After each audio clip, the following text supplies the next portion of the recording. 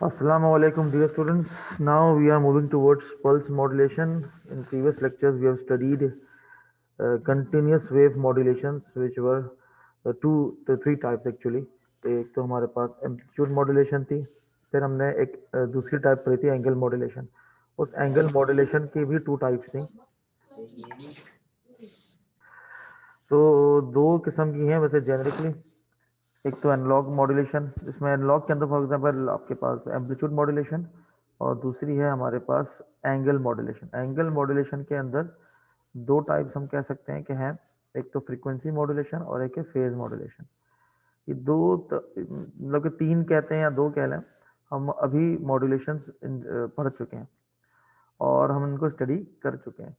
Now we are moving towards something very much digitisation in what you can say the outlook itself. तो इसलिए इसका नाम pulse modulation लिखा हुआ है कि advantages and advantages of pulse modulation पे ये स्टडी करेंगे। दूसरा एनालॉग पल्स मॉड्यूलेशन में से पल्स एम्पलीट्यूड मॉड्यूलेशन है, पल्स विथ मॉड्यूलेशन है, तीन तरह के। सही है। तो पल्स एम्पलीट्यूड मॉड्यूलेशन है, पल्स विथ मॉड्यूलेशन है, और हमारे पास तीसरी है, इसको कहते हैं पल्स पोजीशन मॉड्यूलेशन। मैं एक्स्ट्रा इसका नाम भूल जाता हूँ, pulse position modulation. Digital pulse modulation के अंदर पल्स कोड मॉड्यूलेशन है, डीएम है, डीपीसीएम है, डिजिटल मॉड्यूलेशन है, डिजिटल पल्स कोड मॉड्यूलेशन है। ये हमारे पास कुछ एनालॉग पल्सेस की रिस्पेक्ट में मॉड्यूलेशन स्कीम्स हैं, कुछ डिजिटल पल्स मॉड्यूलेशन की स्कीम्स हैं। अच्छा, मैं अगर रिकॉर्डिंग ऑफ करूँ, moving to the next slide.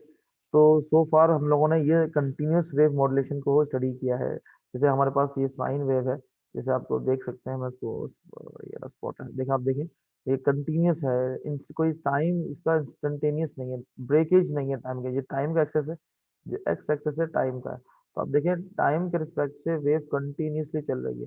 Over here you can also see the time के रिस्पेक्ट से वेव हमारे पास कंटिन्यूसली हमारे पास वेव नजर आ रही है।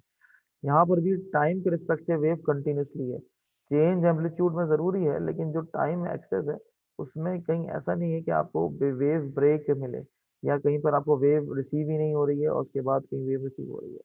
यहाँ पर भी वेव हमारे पास कंटिन्यूसली, हमारे पास वेव रिसीव या ट्रांसमिट या जो भी है वेव की प्रेजेंस मौजूद है। एक पर्टिकुलर जो एनर्जी है वो with respect to time continuously मौजूद है। तो both these modulation techniques employs sine wave as the carrier signal. और साइन वेव जो है वो कंटिन्यूस है विद टाइम डोमेन, उसको हम कंटिन्यूस वेव मॉड्यूलेशन भी कहते हैं। और साइन टाइम वेव जो है कैरियर के तौर पर यूज हुई है, तो ये भी हमने बात की कंटिन्यूस वेव मॉड्यूलेशन क्यों कहलाती है, कंटिन्यूस मॉड्यूलेशन टेक्निक्स क्यों कहलाती है। नाउ अगर हम अभी ये जो पल्सेस हैं, अब पल्स से मुराद क्या होता है कि देखें, एक सडन टाइम इंस्टेंट के ऊपर एक मखसूस एम्पलीट्यूड मौजूद है। मैं अगर इसको लिख सकूं यहाँ पे, जैसे फॉर एग्जांपल यहाँ पर मैं कह दूं ये है 5 वोल्ट, फॉर एग्जांपल मैं कह दूं ये लिखता है कैसे है भाई, लिख क्यों नहीं रहा ये। अच्छा जी, सॉरी।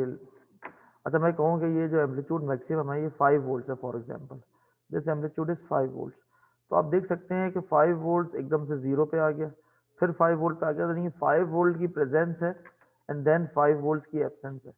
मीन बिटवीन कोई ट्रांजिशन नहीं है। वेर एज कंसर्न आप प्रीवियसली देखें तो यहाँ पर आप देखें अगर ये 5 वोल्ट है, तो 5 वोल्ट एकदम से 5 वोल्ट मैक्सिमम एम्पलीट्यूड है, तो 5 वोल्ट एकदम से जीरो पे नहीं हो रहा, बल्कि 5 वोल्ट एक ट्रांजिशनल पीरियड के थ्रू एक स्लोप बन रहा है जिसपे वो जीरो जा रहा है। मेरे कंसर्न यहाँ पर 5 वोल्ट, ये आइडियली स्पीकिंग है, ये आइडियली स्पीकिंग मैं बात कर रहा हूँ, 5 वोल्ट मौजूद है और फिर अगले ही इंस्टेंट में 5 वोल्ट की जगह पे 0 वोल्ट रिसीव हो रहा है, या 0 वोल्ट की कोई चीज़ है, फिर 5 वोल्ट से फिर 0 वोल्ट। तो इसको हम कहते हैं पल्सेस, पल्स की ट्रेन कि एक मखसूस टाइम इंटरवल पे तो आपके पास वोल्टेज का एम्पलीट्यूड मौजूद है या एम्पलीट्यूड मौजूद है, लेकिन अगले ही टाइम इंटरवल पे या टाइम इंस्टेंट के ऊपर वो एम्पलीट्यूड जो है वो जीरो हो गया। तो एक तरह की आप ये कह सकते हैं कि एक पर्टिकुलर टाइम इंस्टेंट पे एम्पलीट्यूड है, फिर एक पर्टिकुलर टाइम इंस्टेंट पे एम्पलीट्यूड जो है वो एब्सेंट है, फिर एक पर्टिकुलर टाइम इंस्टेंट पे एम्पलीट्यूड प्रेजेंट है। तो आप देख सकते हैं absent present absent present absent present absent, बीच की कोई ट्रांजिशनल स्टेट नहीं है। तो ऐसी चीज़ों को हम पल्सेस कहते हैं। या अब पीरियोडिक इसलिए हैं क्योंकि पल्सेस जो है वो रिपीट हो रही हैं with the same stature, frequency इनकी चेंज नहीं हो रही है। अब पल्सेस के रिस्पेक्ट से फ्रीक्वेंसी का एक और टाइम, एक और लफ्ज होता है, वो हम इसको देखेंगे, बॉड रेट कहलाता है। तो हम फॉर एग्जांपल यहाँ पर ये कह सकते हैं कि एक तो पल्सेस का एम्पलीट्यूड वो सेम है, उसकी फ्रीक्वेंसी सेम है, तो ये पीरियोडिक सीक्वेंशियल पल्सेस है, एक के बाद एक आई जा रही है, तो ये पल्स की ट्रेन भी कहते हैं। इसको भी हम as a carrier signal deploy कर सकते हैं। आपको अगर याद होगा जब हम double side band suppressed carrier कर रहे थे तो वहाँ पे कैरियर सिग्नल को एज अ पल्स के तौर पे यूटिलाइज किया था हमने, और जब हमने कैरियर सिग्नल को एज अ पल्स यूटिलाइज किया था तो वहाँ पर हमारे पास ज़्यादा बेहतर रिसेप्शन या सॉरी ज़्यादा बेहतर double side band suppressed carrier की मॉड्यूलेशन हम दे व्यू कर पा रहे थे as compare to sine wave.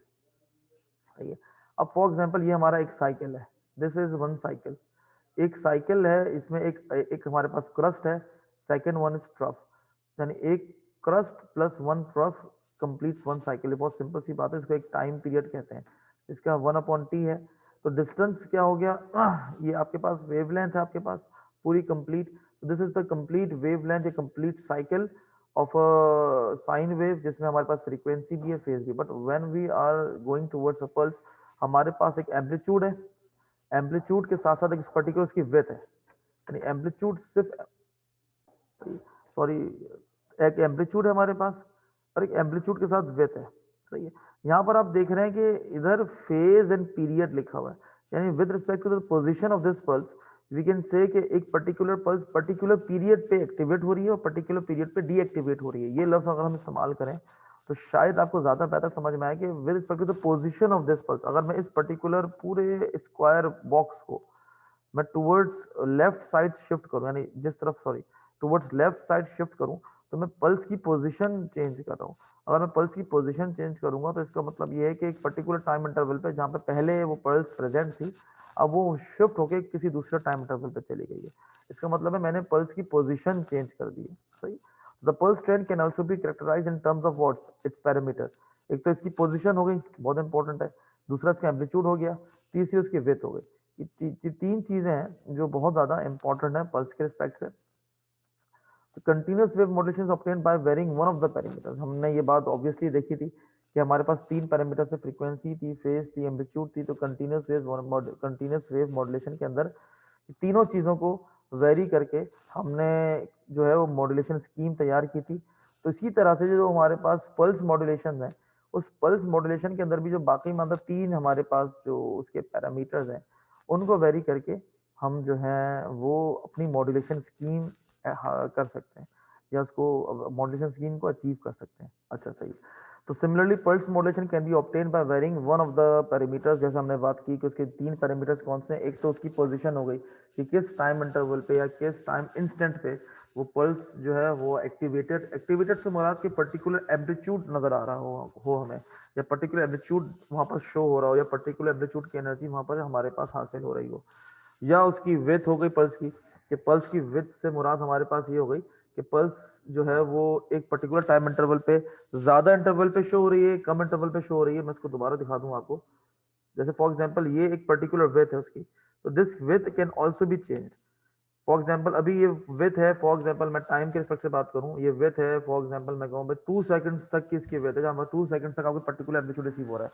मैं इसको 2 सेकंड्स पे श्रिंक करके 1 सेकंड पे कर दूं तो मैंने बुनियादी तौर पे या बेसिकली पल्स की विड्थ जो है वो कम कर दी, यानी नैरो कर दी, या पल्स की विड्थ मैंने ब्रॉड कर दी। तो ये भी पॉसिबिलिटीज हैं हमारे पास कि हम पल्स की विड्थ को भी चेंज कर सकते हैं और इससे हम मॉड्यूलेशन स्कीम बना सकते हैं अपनी पल्स की। तो पल्स मॉड्यूलेशन जो है वो फर्दर क्लासिफाई हो जाती है कि पल्स एनालॉग या पल्स डिजिटल, डिपेंडिंग के उसके पैरामीटर जो है वो कंटिन्यूस या डिस्क्रीट है। अब फॉर एग्जांपल डिस्क्रीट से मुराद क्या, डिस्क्रीट से मुराद ये होती है कि एक टुकड़ों टुकड़ों में, डिस्क्रीट बुनियाद डिस्क्रीट मींस कि एक चीज ब्लॉक फॉर्म के अंदर अवेलेबल है, यानी block 1, block 2, block 3, block 4, that is called discrete in nature. आपके पास डिस्क्रीट टाइम डोमेन आपने सिग्नल सिस्टम्स के अंदर पढ़ा था। डिस्क्रीट टाइम डोमेन क्या होता है कि पर्टिकुलर टाइम इंस्टेंट के ऊपर कोई वेव या कोई एनर्जी आपके पास आपको नजर आती है, तो अगले टाइम इंटरवल पे वो एब्सेंट होती है। जैसे आप बाइनरी सिग्नल्स आप कहते हैं, तो बाइनरी सिग्नल्स क्या होते हैं 1010, तो बुनियादी तौर पे बाइनरी सिग्नल्स की जो 1010 की कैरेक्टराइजेशन है वो 1010 इन फॉर्म ऑफ कैलकुलेशन तो होता है वो, लेकिन 1010 का मतलब ये नहीं है कि वहां पर 1 होगा या 0 होगा। 1 का मतलब किसी पर्टिकुलर वोल्टेज लेवल की प्रेजेंस है या किसी पर्टिकुलर वोल्टेज लेवल की एब्सेंस है।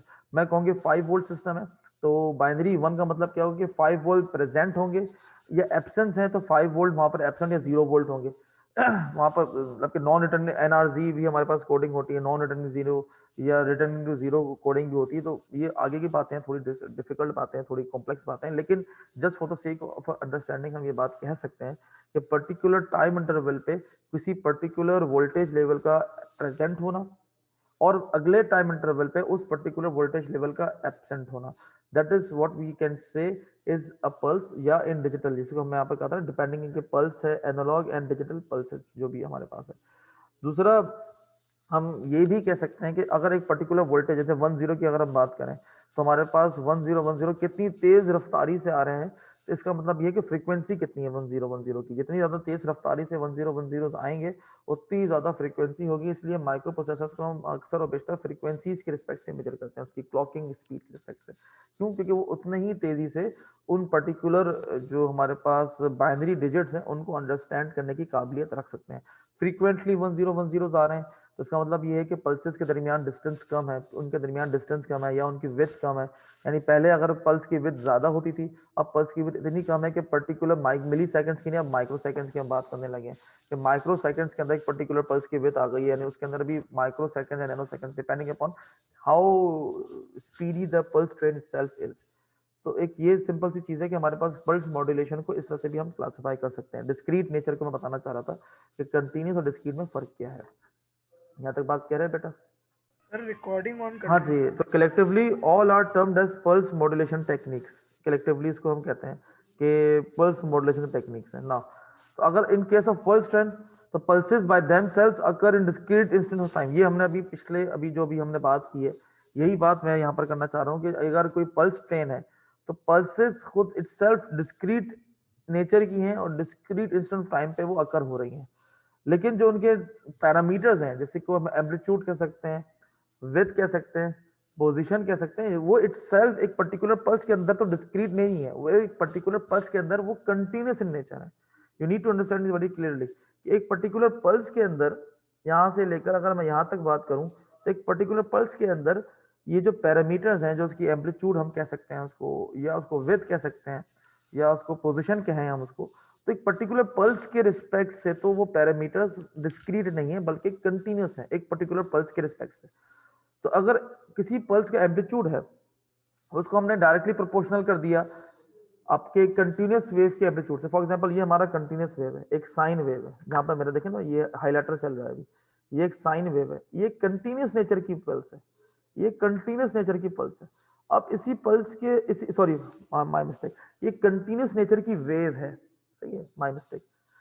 ये एक कंटिन्यूस नेचर की सिग्नल कहना चाहिए, इसको सिग्नल है। तो ये साइन वेव जो कंटिन्यूस इन नेचर है, जिसका कंटिन्यूस मुराद के टाइम स्केल पे कहीं ब्रेकेज नहीं आ रहा, अगर मैं इसको मैप कर दूं एक पल्स ट्रेन के ऊपर, जो पल्स ट्रेन हमने ये देखी है, ये रही हमारी पल्स ट्रेन, ये हमारी एक पल्स ट्रेन है जिसकी जो रेस्टिंग पोजीशन पे इस तरह से, लेकिन जैसे ही मैं इसको इस साइन वेव के ऊपर, जैसे ही मैं इसको सॉरी इस साइन वेव के ऊपर मैप करता हूं, तो आप देखते हैं कि पल्सेस के एम्पलीट्यूड जो है, हर पल्स का एम्पलीट्यूड जो है वो एडजस्ट हो रहा है with respect to the amplitude of the continuous signal. यानी उसके एम्पलीट्यूड की वेरिएशन के रिस्पेक्ट से इस पल्स की ट्रेन का एम्पलीट्यूड जो है ना वो वेरी हो रहा है। इसको हम कहेंगे पल्स एम्पलीट्यूड मॉड्यूलेशन, यानी पल्सेस को हमने उसकी पल्सेस की एम्पलीट्यूड को वेरी किया। Here the amplitude of the pulses is modulated as per the typical signal।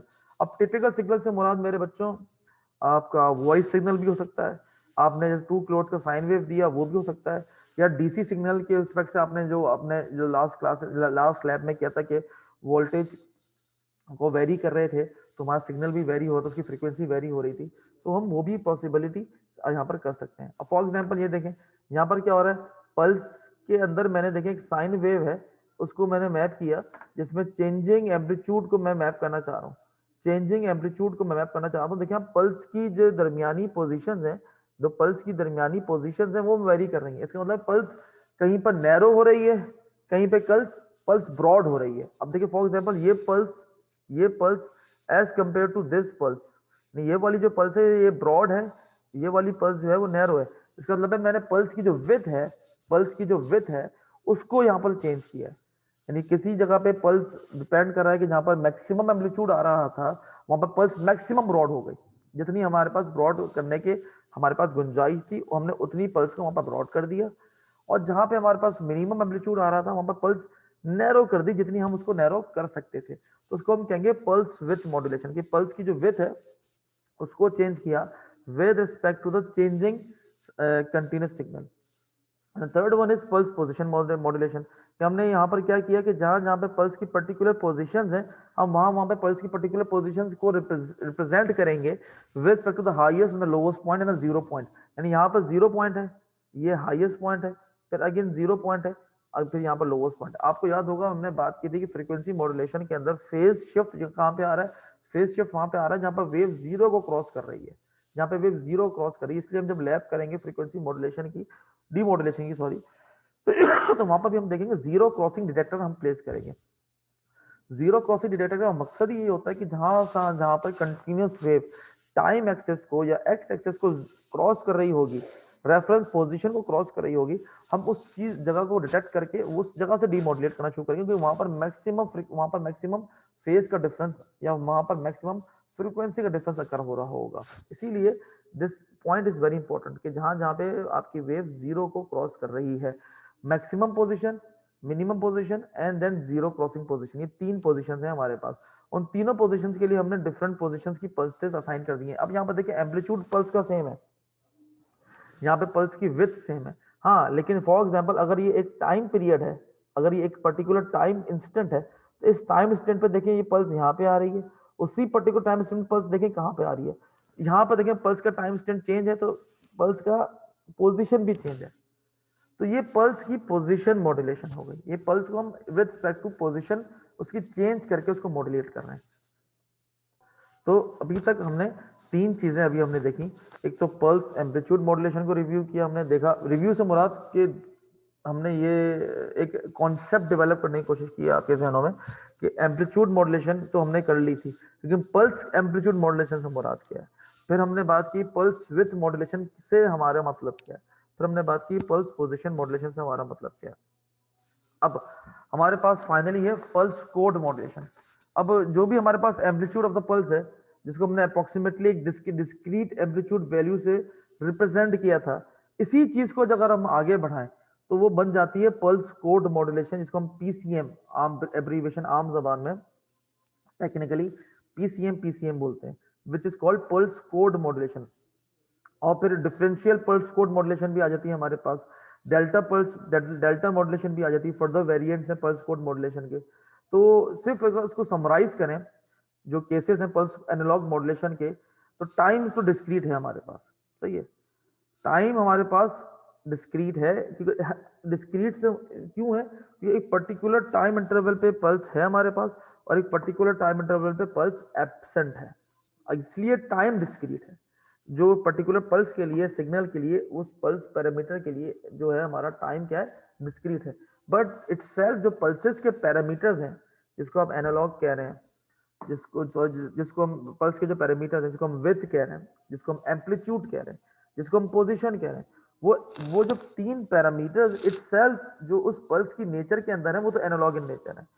वो वहां पर इन बोथ टाइम या जो टाइम है और जो पल्स के पैरामीटर्स हैं are discrete in case of pulse digital modulation, जो एक ब्रॉड स्पेक्ट्रम हम कहते हैं कि इट्स डिजिटल इन नेचर। लेकिन अगर एक पर्टिकुलर पल्स की रिस्पेक्ट से बात करें कि उसके अंदर तो वो कंटिन्यूसली मौजूद तो रहता है, लेकिन अगर एक ब्रॉड स्पेक्ट्रम ड्रॉ करें कि किसी जगह पे पल्स प्रेजेंट है, किसी जगह पे पल्स एब्सेंट है, तो ब्रॉड स्पेक्ट्रम में उसको पल्स डिजिटल मॉड्यूलेशन का नाम दिया जाता है।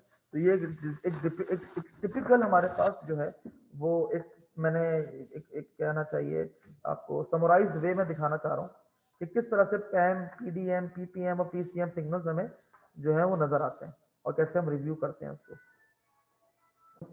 तो ये एक तरीके के समराइज्ड वे में मैं आपको दिखाना चाह रहा हूँ कि हमारे पास एक कंटिन्यूस नेचर की सिग्नल है, ये कंटिन्यूस नेचर की सिग्नल है, सही। फिर हमारे पास एक डिजिटल ट्रेन है पल्सेस की, वो ये रिफॉर्म है, ये हमारे पास एक पल्स की ट्रेन, ये रही, ये हमारे पास एक पल्स की ट्रेन अवेलेबल है। अगर इसी पल्स की ट्रेन को पल्स के इसके एम्पलीट्यूड को वेरी करेंगे, सॉरी, इसके एम्पलीट्यूड को वेरी करेंगे तो वो इस तरह से नजर आएगी कि आपके पास जहां पर हाईएस्ट एम्पलीट्यूड है वहां पर पल्स का भी हाईएस्ट एम्पलीट्यूड हो गया, जहां पे पल्स का लोवेस्ट एम्पलीट्यूड है वहां पर ही पल्स का लोवेस्ट एम्पलीट्यूड हो गया। लेकिन यहाँ पर देखें सिर्फ एम्पलीट्यूड चेंज हो रहा है, बाकी width of the pulse is same, position of the pulse is same. फिर अगर हम यहाँ पर बात करें, यहाँ पर देखें मुख्तलिफ हमारे पास विड्थ हमें यहाँ पर नजर आ रही हैं, जो है एक ये अलग विड्थ है, ये अलग विड्थ है, ये अलग विड्थ है, यानी चौड़ाई, विड्थ को कहते हैं चौड़ाई, ये अलग विड्थ है और ये अलग विड्थ है। फिर position of the pulse is also भी चेंजिंग, यहाँ पे देखें, यहाँ पर पल्स की विड्थ सेम है, यहाँ पर पल्स का एम्पलीट्यूड भी सेम है, लेकिन टाइम इंटरवल जहाँ पे पल्स एक्टिवेट हो रही है, वो टाइम इंटरवल के हिसाब से पल्स की टाइम इंटरवल चेंज कर रहे हैं हम, कि जहाँ पर पहले पल्स फॉर एग्जांपल 2 सेकंड्स पे एक्टिवेट हो रही थी, लेकिन अब वो जगह पे एक्टिवेट नहीं हो रही, बल्कि उस टाइम इंटरवल से कहीं आगे या पीछे एक्टिवेट हो रही है। तो ये पल्स पोजिशन मॉड्यूलेशन हो गई। फिर आ गई pulse code modulation. Pulse code modulation ये है कि पर्टिकुलर कोड के रिस्पेक्ट से मॉड्यूलेट करते हैं। जब हम इसकी बात करेंगे तो आपको ज़्यादा बेहतर समझ में आएगा कि what I meant by saying pulse code modulation self is. एक तो हमारे पास एडवांटेजेस ऑफ पल्स मॉड्यूलेशन क्या है, नॉइज इम्यूनिटी। जैसे हमारे पास जो एनालॉग सिग्नल है, अब हो क्या रहा है, क्योंकि एनालॉग सिग्नल के अंदर प्रॉब्लम ये है कि अगर फॉर एग्जांपल 5 वोल्ट का सिग्नल है, इसको मैं ट्रांसमिट करूंगा, तो ज़रा सा भी इसकी एम्पलीट्यूड के अंदर प्रॉब्लम जो है या इसकी शेप के अंदर प्रॉब्लम जो है, वो हमें रिसीविंग एंड पे इश्यूज जनरेट करती है। और इश्यूज यही आता है कि हमारे पास उसका अगर ज़रा सा भी शेप चेंज होता है, तो रिसीवर इस बात से उसको प्रॉब्लम होती है कि वो आइडेंटिफाई नहीं कर पाता सिग्नल, और नॉइज ज़्यादा ससेप्टेबल होती है इन नेचर के अंदर। वेरस कंसर्न अगर पल्सेस की हम बात करें, तो ऑब्वियसली कॉन्सेप्चुअली हमें अंदाजा होता है कि पल्सेस पर्टिकुलर ट्रेड को अगर हम चेंज करें, हमें खाली अगर एम्पलीट्यूड को हम चेंज करें, तो हमें पल्स की पोजीशन पता है, पल्स की विड्थ पता है, तो ये ऑटोमेटिकली हम इसको रिसीविंग एंड पे बता सकते हैं कि भाई पल्स का एम्पलीट्यूड को देखना है खाली, और उस एम्पलीट्यूड के अंदर भी थ्रेशोल्ड सेट किया हुआ होता है हमने, कि अगर 5 वोल्ट से ज्यादा का एम्पलीट्यूड है तो मैक्सिमम एम्पलीट्यूड पे जाना है, या कितने एम्पलीट्यूड को, तो हम उसको एक तरह से एस्टिमेट भी कर सकते हैं एम्पलीट्यूड को ज्यादा बेहतर तौर पे as compare to continuous signal.